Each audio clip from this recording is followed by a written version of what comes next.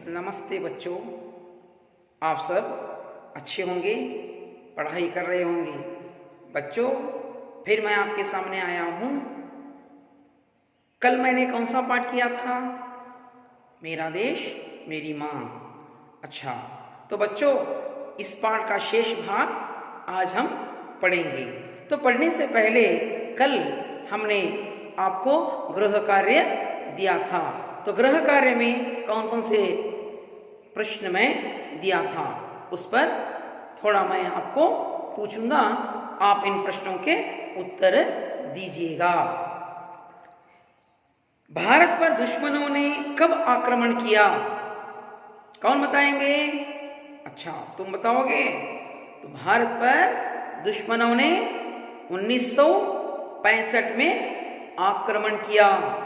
अच्छा, दूसरा प्रश्न, मेजर को तुरंत किसका स्मरण हो आया? तो मेजर को तुरंत मातृभूमि का स्मरण हो आया। अच्छा, तो बच्चों तीसरा प्रश्न है, भारतीय सेना के लिए किस नहर का क्षेत्र चुनौती की दीवार बना खड़ा था? तो तीसरा प्रश्न का उत्तर तुम बताओगे। अच्छा, इच्छोगिल नहर। तो बच्चों मैंने ये 3 प्रश्न आपको कल गृह कार्य के लिए दिया था। आप अच्छे अच्छे उत्तर बताए हैं। अच्छा, तो बच्चों इच्छोगिल नहर ये हमारे देश के लिए एक चुनौती बना खड़ा था। तो इसके लिए हमारे वीर सैनिक इस इच्छोगिल नहर के पास जो दुश्मन की बहुत बड़ी सेना तैनात थी, तो इस सेना को हमें तोड़ते हुए आगे बढ़ना था। तो इसके लिए एक हमारे सिपाही आगे बढ़ते हैं। तो इसका आगे का भाग मैं अब पढ़ाऊंगा। ये देखिए इच्छोगिल नहर, यहाँ पर आप देख रहे हैं ना, ये इच्छोगिल नहर है। तो इसका हमें शेष भाग, जो दूसरा भाग है इस पाठ का, आज हम करेंगे। तो बच्चों आप अपने पाठ्य पुस्तक निकालिए, पृष्ठ 20 देखिए, सुनिए, मैं पढ़ूंगा, ध्यानपूर्वक आप सुनिए। मेजर पर देशभक्ति का जोश पूरी तरह छाया हुआ था। मौके का इंतजार किया जाए इतना समय भी नहीं था, इसलिए वे धड़ाधड़ गोलीबारी करते हुए दुश्मन के टैंकों को ध्वस्त करते आगे बढ़ रहे थे। तभी दुश्मन की कई गोलियां एक साथ सनसनाती हुई आई और मेजर के हाथ और पेट में घुस गईं। मगर भारतीय परंपरा सीने पर गोली खाने की है, पीठ पर नहीं। मां के ये शब्द प्रेरणा दे रहे थे। वे चोट की परवाह किए बगैर आगे बढ़ते रहे और गोलियां आ आकर उनके सीने में घुसती गईं। स्थिति को समझते हुए उनको पीछे हटाने का आदेश जारी किया गया, पर मेजर के कदम रुके नहीं। दुश्मन के सारे टैंकों को ध्वस्त कर विजयश्री को गले लगाकर ही उन्होंने दम लिया। तुरंत ही अमृतसर के सैनिक अस्पताल में उन्हें लाया गया, पर तब तक पूरा सीना गोलियों से छन्नी हो चुका था। रूंधे गले से अधिकारियों ने पूछा, आपकी कोई अंतिम इच्छा है? हाँ है, मेरी मां तक संदेश पहुंचा देना। तुम्हारे बेटे ने गोलियां सीने पर ही खाई हैं, पीठ पर नहीं। जानते हैं ये बहादुर कौन थे? ये भारतीय सेना के अफसर मेजर आशाराम त्यागी थे, जिन्होंने मां के वचनों का पालन करते हुए अपनी मातृभूमि की रक्षा के लिए प्राणों की बाजी लगा दी। दीपक बुझ गया, पर उसकी अमर ज्योति युगों तक देशभक्तों को राह दिखाती रहेगी। तो बच्चों, आपने इस पाठ को सुना। अब मैं इस पाठ का विवरण दूंगा। आप इस पाठ के प्रमुख अंशों को सुनते हुए ध्यान से इस पाठ का अवलोकन कीजिए। मेजर पर देशभक्ति का जोश पूरी तरह छाया हुआ था। तो बच्चों, यहाँ पे देख रहे हैं आप, तो मेजर जो अपनी माँ के पैर छूकर आशीर्वाद लेकर आया था, तो उसके दिल में, उसके मन में देशभक्ति का पूरा प्रेम छाया हुआ था। ಮಕ್ಕಳೇ, ಮೇಜರ್ನ ಮನದಲ್ಲಿ ದೇಶಭಕ್ತಿಯ ಪ್ರೀತಿ ತುಂಬಿತ್ತು। मौका का इंतजार किया गया। मौका सदावकाश। मौके का इंतजार किया गया। सदावकाशिನ ವೇಟಿಂಗ್ ಮಾಡ್ತಾ ಇದ್ದೆ। इतना समय भी नहीं था, ಇಷ್ಟು ಸಮಯ ಇರಲಿಲ್ಲ। ಯಾಕಂದರೆ ಆಲ್ರೆಡಿ ವೈರಿ ಸೈನ್ಯ ಅಲ್ಲಿ ಬಂದು ಬಿಟ್ಟಿತ್ತು। ಯಾವಾಗ ಅವರು ನಮ್ಮ ದೇಶದ ಮೇಲೆ ಆಕ್ರಮಣ ಮಾಡ್ತಾರೆ ಅಂತಕ್ಕಂಥ ಒಂದು ಏನಪ್ಪ ಅಂದರೆ ನಮ್ಗೆ ಒಂದು ಅಲ್ಲಿ ಸೂಚನೆ ಸಿಗ್ತಾ ಇತ್ತು। ಅದಕ್ಕೆ ನಮ್ಮ ದೇಶದ ಸೈನಿಕರು ಆ ಸಮಯವನ್ನು ಕಾದು ತಕ್ಷಣ ಅವರ ಮೇಲೆ ನಾವು ಅಟ್ಯಾಕ್ ಮಾಡಬೇಕು, ಅವರ ಮೇಲೆ ನಾವು ಧುಮುಕಬೇಕು। इसलिए वे धड़ाधड़ गोलीबारी करते हुए दुश्मन के टैंकों को ध्वस्त करते आगे बढ़ रहे थे। ಅವಾಗ ಏನು ಮಾಡಿದ್ರು ಇವರು, ತಕ್ಷಣ ತನ್ನ ಸೈನ್ಯ ತೆಗೆದುಕೊಂಡು ಅವರೇನು ಮಾಡಿದರು, ವೈರಿಗಳ ಮೇಲೆ ತನ್ನ AK-47 ರೈಫಲನ್ನು ತೆಗೆದುಕೊಂಡು ಅವರ ಮೇಲೆ ಧಡಾಧಡ ಏನಪ್ಪ ಅಂದರೆ ಗುಂಡಿನ ಸೂರಿಮಳೆ ಮಾಡ್ತಾ ಅವರ ಟ್ಯಾಂಕ್ಗಳನ್ನು ಅಂದರೆ ಪೂರ್ತಿ ನಾಶ ಮಾಡ್ತಾ ಅವರ ಮೇಲೆ ಇವರು ಆಕ್ರಮಣ ಮಾಡಿದರು। ಅವರೆಲ್ಲ ಟ್ಯಾಂಕರ್ಗಳನ್ನು ಬ್ಲಾಸ್ಟ್ ಮಾಡಿದರು, ಸರ್ವನಾಶ ಮಾಡಿದರು ಅವರು। तभी दुश्मन की कई गोलियां एक साथ सनसनाती हुई आई। ಆಗ ಆ ಯುದ್ಧದಲ್ಲಿ ವೈರಿಗಳ ಗುಂಡಿನ ದಾಳಿ ಝುಯ್ ಅಂತ ಏನಪ್ಪ ಅಂದರೆ ಇವರ ಮೇಲೆ ಬಂದು ತಾಕಿತು। और मेजर के हाथ पेट में घुस गई। ಮೇಜರ್ನ ಕೈ ಮೇಲೆ, ಆಮೇಲೆ ಹೊಟ್ಟೆಯಲ್ಲಿ, ಎದೆಯ ಮೇಲೆ ಏನಪ್ಪ ಅಂದರೆ ಬಂದು ಗುಂಡುಗಳು ತಾಕಿತು, ಅಂದರೆ ಒಳಗೆ ನಟ್ಟಿತು। ಭಾರತೀಯ ಪರಂಪರಾ ಸೀನೆ ಪರ ಗೋಲಿ ಖಾನೆ ಕಿ ಹೈ। ನೋಡಿ, ನಮ್ಮ ದೇಶದ ಒಂದು ಸಂಪ್ರದಾಯ, ನಮ್ಮ ದೇಶದ ಒಂದು ಪದ್ಧತಿ, ನಮ್ಮ ದೇಶ ಯಾವಾಗಲೂ ಬೆಂತೋರಿಸಿ ಬರೋದಿಲ್ಲ, ಪರಂಪರೆ ಇದೆ ನಮ್ಮದು, ಕಾಲಾಂತರ ಪರಂಪರೆ ಇದೆ। ನಾವೆಂದಿಗೂ ಬೆಂತೋರಿಸಿ ಹೇಡಿಯಾಗಿ ಬರೋದಿಲ್ಲ। ಯಾವ ರೀತಿಯಾಗಿ ಮಹಾಭಾರತದೊಳಗೆ ಉತ್ತರ ಕುಮಾರ ಅರ್ಜುನ ಸಾರಥಿಯಾಗಿರ್ತಾನೆ, ದುರ್ಯೋಧನ ಎಲ್ಲ ಅವರ ಗೋವುಗಳನ್ನು ಕಬಳಿಸಿರ್ತಾನೆ, ಆವಾಗ ಉತ್ತರ ಕುಮಾರ ಏನು ಮಾಡ್ತಾನೆ, ಅರ್ಜುನನಿಗೆ ಸಾರಥಿಯಾಗಿ ತಗೊಂಡು ಹೋಗಿ ಏನು ಮಾಡ್ತಾನೆ, ಯುದ್ಧಕ್ಕೆ ಹೋಗಿರ್ತಾನೆ। ಅವರ ಸೈನ್ಯ ನೋಡಿ ಏನು ಮಾಡ್ತಾನೆ, ಉತ್ತರ ಕುಮಾರ ಹೆದರ್ಕೊಂಡು ಬೆನ್ನು ತೋರಿಸಿ ಬರ್ತಾನೆ। ಆದರೆ ಅರ್ಜುನ ಏನು ಮಾಡ್ತಾನೆ, ಆವಾಗ ಅವನನ್ನು ಸಾರಥಿ ಮಾಡಿ ಇವನು ಯುದ್ಧ ಮಾಡಿ ಆ ಯುದ್ಧವನ್ನು ಜಯಶಾಲಿಯಾಗಿ ಎಲ್ಲ ಗೋವುಗಳನ್ನು ತರ್ತಾನೆ। ಹಾಗೆ ನಮ್ಮ ದೇಶ ಏನಂದರೆ ಪ್ರಾಚೀನ ಕಾಲದಿಂದಲೂ ನೋಡಿದರೆ ನಾವು ಯುದ್ಧದಲ್ಲಿ ಹೋದರೆ ಬೆಂತೋರಿಸಿ ಬರಂಗಿಲ್ಲ। ಆದರೆ ಉತ್ತರ ಕುಮಾರ ಹೇಳಿ ಅವನು, ಆದರೆ ಅಂತಹವರು ನಾವು ಭಾರತೀಯರು ಅಲ್ಲ। ಇಲ್ಲಿ ಭಾರತೀಯರು ಏನಪ್ಪ ಅಂದರೆ ಯುದ್ಧದಲ್ಲಿ ಬೆನ್ನು ತೋರಿಸಿ ಬರೋದಿಲ್ಲ। ಭಾರತೀಯ ಪರಂಪರಾ ಸೀನೆ ಪರ್ ಗೋಲಿ ಖಾನೆ ಕಿ ಹೈ, ಪೀಠ ಪರ್ ನಹಿ, ಬೆನ್ನಿನ ಮೇಲೆ ಇಲ್ಲ। ಮಾಕೆ ಈ ಶಬ್ದ ಪ್ರೇರಣಾ ದೇ ರಹೆ ಥೆ, ತಾಯಿಯ ಈ ಶಬ್ದಗಳು ಏನಾಗ್ತಾ ಇದೆ, ನಮಗೆ ಪ್ರೇರಣೆ ಕೊಡ್ತಾ ಇದ್ದು।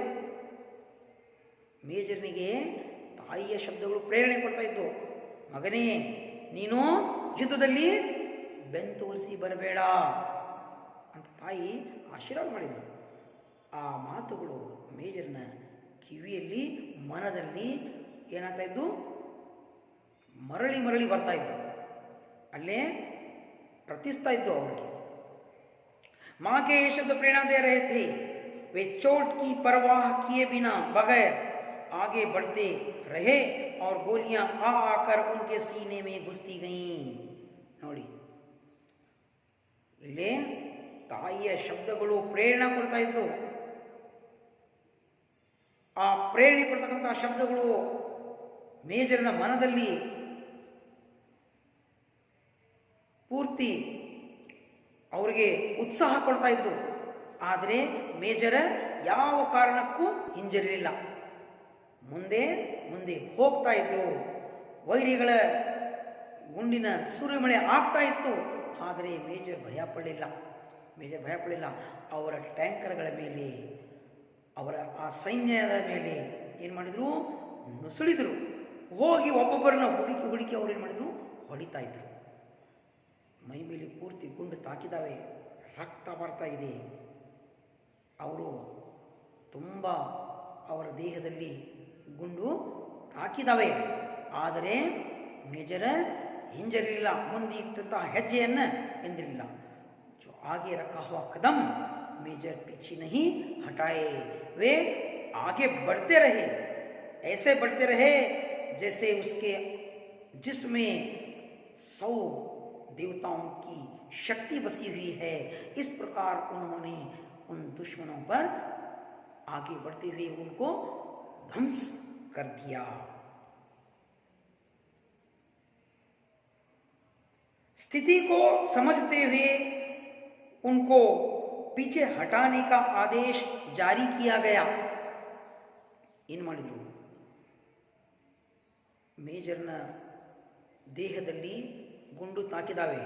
ಆ ಪರಿಸ್ಥಿತಿ ನೋಡಿ ಉಳಿದಂತಹ ಸೈನಿಕರು ಮತ್ತು ಅವರ ಮೇಲಧಿಕಾರಿಗಳು ಸೂಚನೆ ಕೊಟ್ಟರು. ನೋಡಿ, ನೀವು ಮುಂದೆ ನುಗ್ಗಬೇಡಿ, ನೀವು ಹಿಂದೆ ಬಂದು ಬಿಡಿ ಅಂತ ಅವರಿಗೆ ಆದೇಶ ಕೊಡ್ತಾ ಇದ್ರು, ನಿಲ್ಲುವ ಆದೇಶ ಕೊಡ್ತಾ ಇದ್ರು. ಪರ್ ಮೇಜರ್ ಕೆ ಕದಂ ರುಕೆ ನಹಿ, ಆದರೆ ಮೇಜರ್ನ ಹೆಜ್ಜೆ ಹಿಂದೆ ಸರಿಲಿಲ್ಲ. ಅವ್ರೇನು ಮಾಡಿದ್ರು, ಮುಂದೆ ಇಟ್ಟ ಹೆಜ್ಜೆಯನ್ನು ಮತ್ತೆ ಹಿಂದೆ ತಗೊಳ್ಳಿಲ್ಲ. ಅವರ ಮನದಲ್ಲಿ ಮಾತೃಭೂಮಿಯ ಪ್ರೀತಿ ಉಕ್ಕಿ ಕುಟ್ಟಿ ತುಂಬಿತ್ತು. ಆ ಶೌರ್ಯವನ್ನು ತೆಗೆದುಕೊಂಡು ಅವರೇನು ಮಾಡಿದ್ರು, ವೈರಿಗಳ ಮೇಲೆ ಆಕ್ರಮಣ ಮಾಡ್ತಾ ಮುಂದೆ ನುಸುಳಿದರು. दुश्मन के सारे टैंकों को ध्वस्त कर विजय श्री को गले लगाकर ही उन्होंने दम लिया। ನೋಡಿ, दुश्मन ವೈರಿಗಳು ಸಾರೆ ಟ್ಯಾಂಕರೋं को, ಎಲ್ಲ ಟ್ಯಾಂಕರ್ಗಳನ್ನು, ವೈರಿಗಳ ಎಲ್ಲ ಟ್ಯಾಂಕರ್ಗಳನ್ನು ಧ್ವಸ್ತ ಕರ್, ಸರ್ವನಾಶ ಮಾಡಿದರು. ವಿಜಯಶ್ರೀ ಕೋ ಗಲೆ ಲಗಾಯಿ, ನೋಡಿ ಅವರೆಲ್ಲ ಸರ್ವನಾಶ ಮಾಡಿ ಅವರು ಜಯಶಾಲಿಯಾಗಿ ವಿಜಯವನ್ನು ಸಾಧನೆ ಮಾಡಿದರು, ವಿಜಯ ಪ್ರಾಪ್ತ ಮಾಡಿದರು. ಉನ್ಹೋನೆ ದಮ್ ಲಿಯಾ, ಕೊನೆಗೆ ತಮ್ಮ ಉಸಿರು ಬಿಟ್ಟರು. ಯುದ್ಧ ಮಾಡ್ತಾ ಮೇಜರ ವೈರಿಗಳ ಸರ್ವನಾಶ ಮಾಡಿ ತನ್ನ ಉಸಿರನ್ನು ಇಲ್ಲಿ ಬಿಡ್ತಾರೆ. ನೋಡಿ, ನಮ್ಮ ದೇಶದ ಸೈನಿಕರು ದೇಶಕ್ಕಾಗಿ ಎಂತಹ ತ್ಯಾಗ, ಬಲಿದಾನ, ಅವರ ಒಂದು ಪರಿಶ್ರಮ ಎಂತಹದಿದೆ ನೋಡಿ ಮಕ್ಕಳೇ. ನಾವು ನಮ್ಮ ದೇಶಕ್ಕಾಗಿ ಏನು ಮಾಡಬೇಕು, ನಮ್ಮ ತ್ಯಾಗ ಬಲಿದಾನ, ನಮ್ಮ ಜೀವ ಸಂದರ್ಭ ಬಂದಾಗ, ದೇಶದ ರಕ್ಷಣೆ ಸಂದರ್ಭ ಬಂದಾಗ ನಾವು ಹಿಂಜರಿಬಾರ್ದು. बच्चों, जब भी अपने देश की रक्षा के लिए जब भी हमें पुकारा जाता तो हम क्या करना चाहिए, अपने देश के लिए अपने प्राणों की बाजी लगाना चाहिए, अपने देश के लिए अपने प्राण को त्याग देना चाहिए। तो ये वीर सैनिक ऐसे ही इस देश के लिए उन्होंने अपने प्राणों की त्याग, अपने प्राणों की बाजी लगा दिया, अपने प्राणों को त्याग दिया। तो इन सैनिकों को हमें अपना एक सैल्यूट, उनके लिए मेरा एक सलाम है।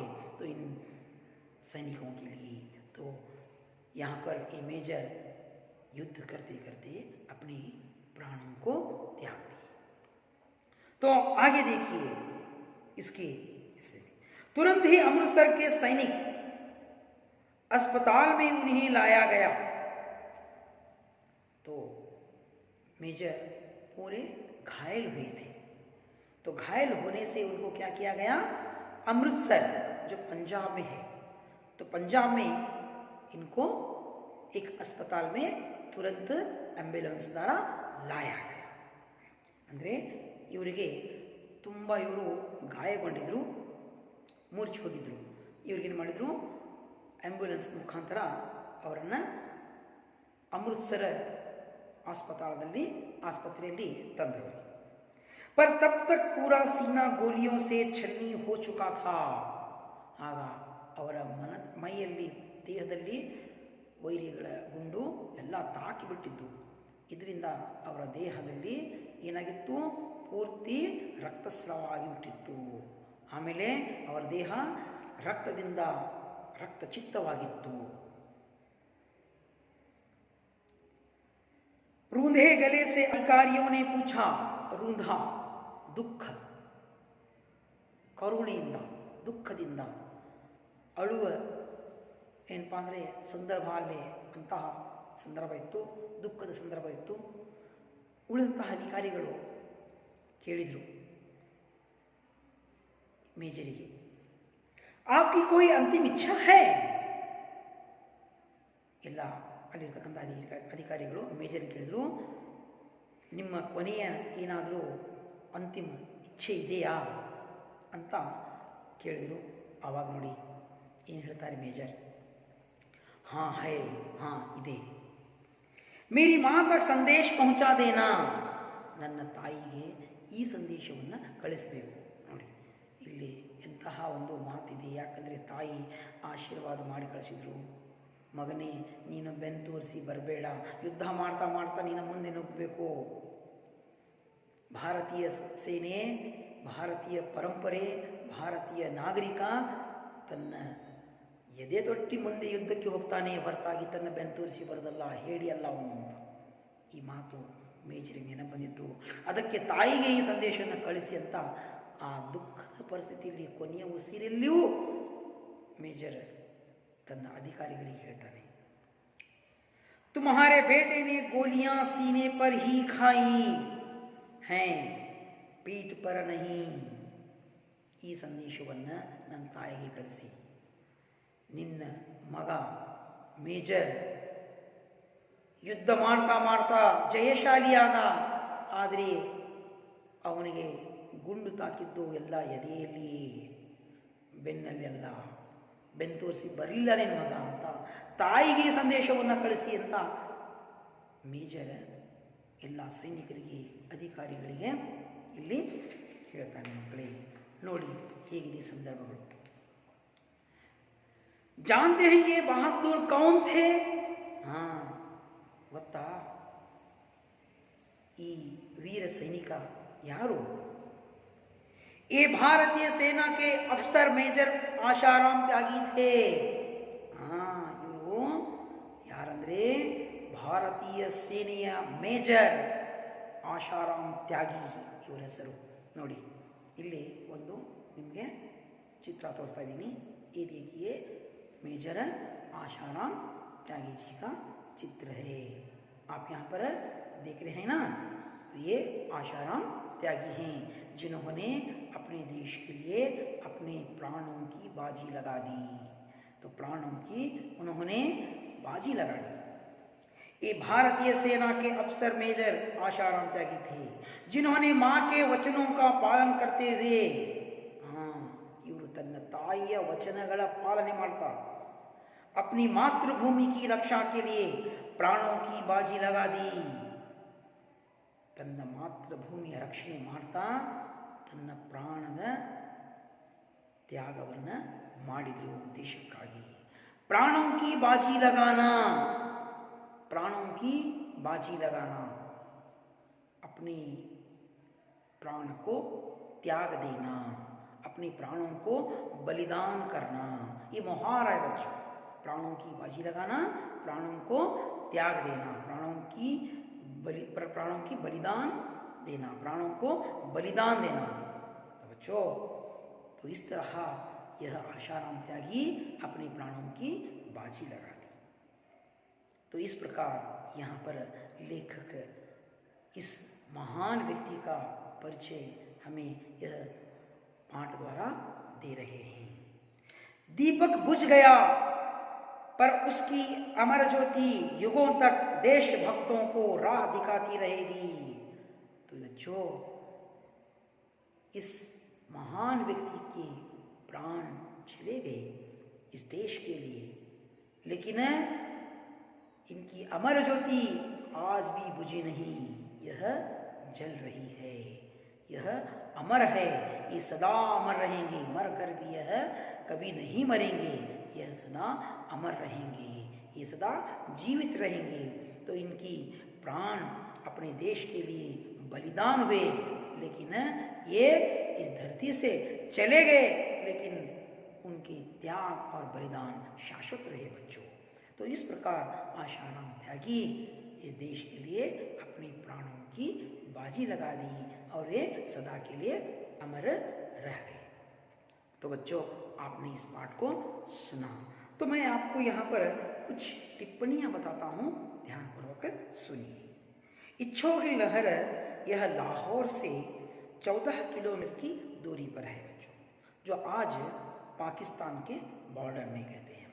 ये पाकिस्तान और भारत देश के बीच में जिस जहाँ पर जगह है, यहाँ पर यह एक इच्छोगिल नहर है जो लाहौर से 14 किलोमीटर की दूरी पर है। तो लाहौर से यह 14 किलोमीटर की दूरी पर है, यह इच्छोगिल नहर है। इसी नहर को तोड़कर हमारे वीर सैनिक अपने युद्ध को वहाँ से शुरू किया और वहीं पर ही हमारे मेजर आशाराम त्यागी युद्ध करते करते अपने प्राणों की बाजी लगाई। तो इस पाठ में देखिए बच्चों, और एक मैं आशाराम त्यागी जी के बारे में बताता हूँ, सुनिए। आशाराम त्यागी जी भारतीय सेना के मेजर थे। आशाराम त्यागी भारतीय सेना के मेजर थे। 21 सितंबर सन 1965 के भारतीय जो युद्ध में पाकिस्तान में वे शहीद हुए। तो भारत के सैनिक थे, भारत की ओर से युद्ध करते करते उन्होंने पाकिस्तान के युद्ध में शहीद हुए।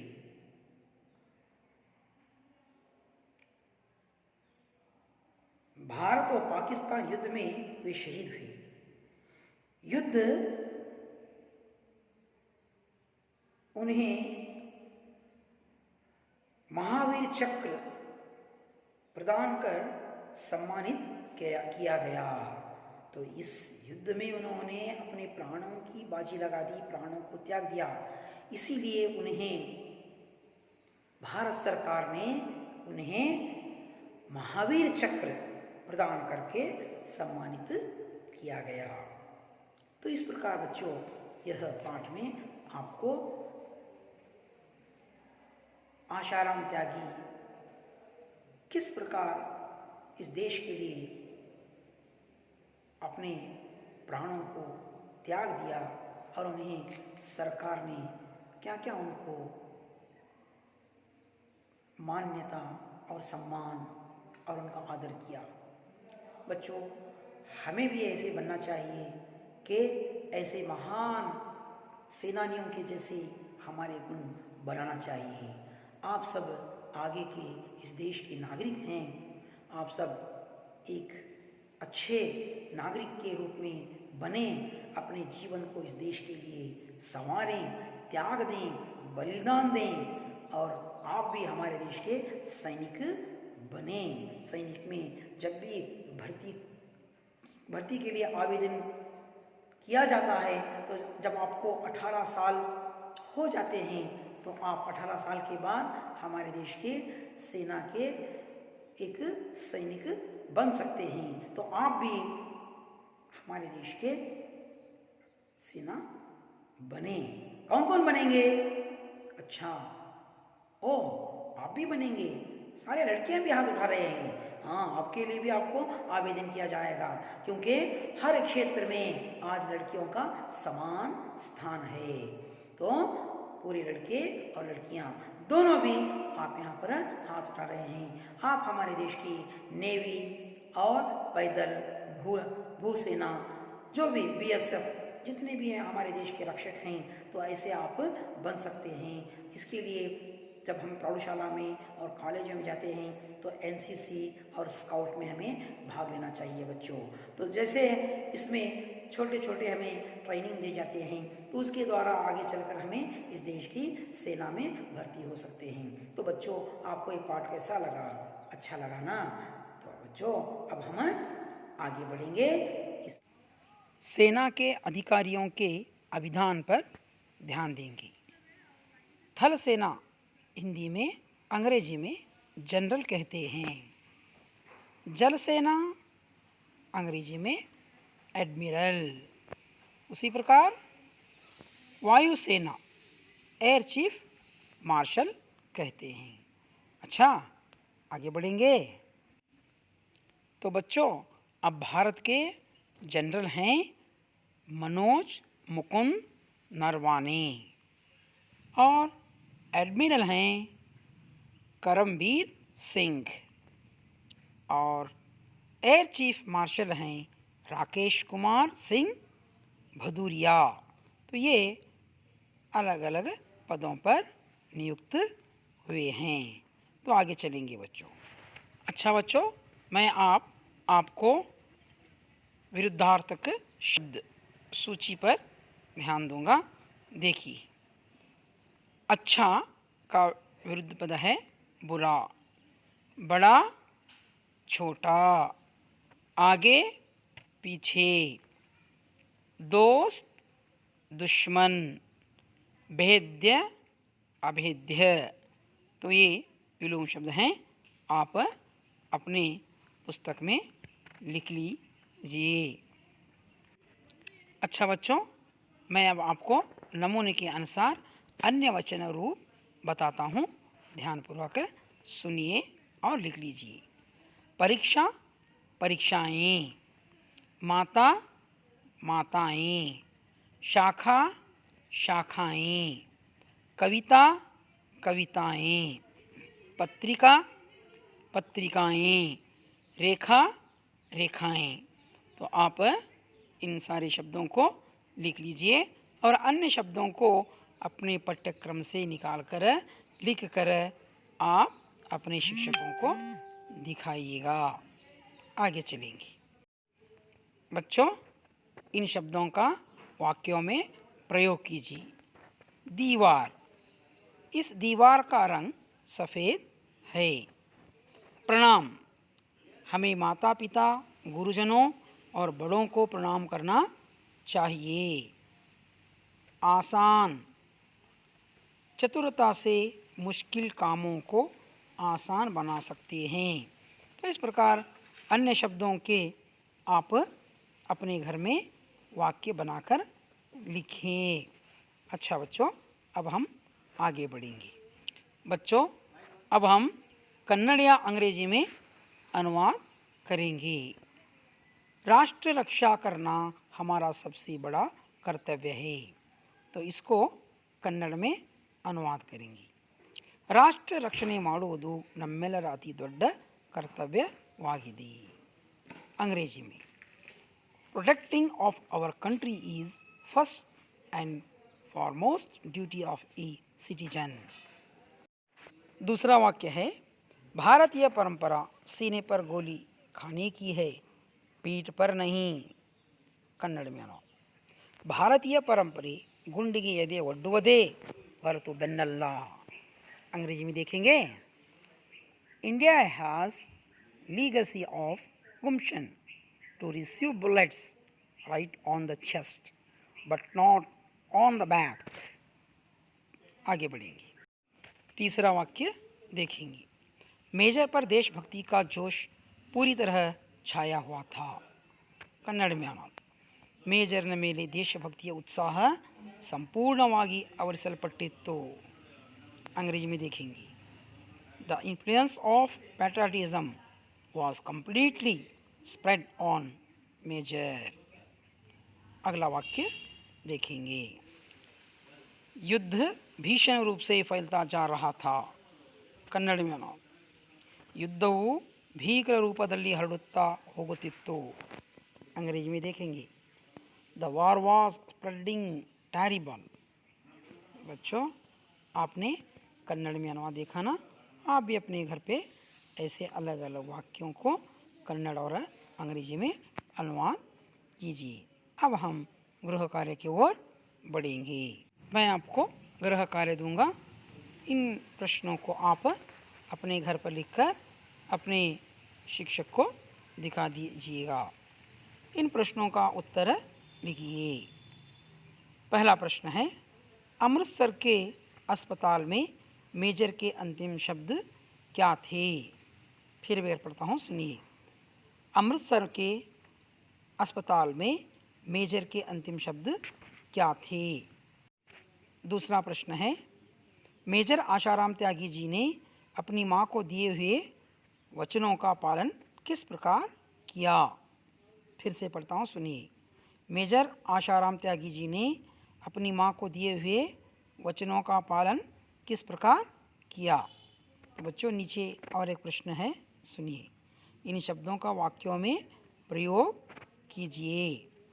पहला शब्द है छुट्टी, दूसरा शब्द है वातावरण, तीसरा शब्द है मातृभूमि। आपने इन शब्दों को लिख लिया ना? अब मैं आपसे विदा लेता हूँ, अगले पाठ पर मिलेंगे। धन्यवाद।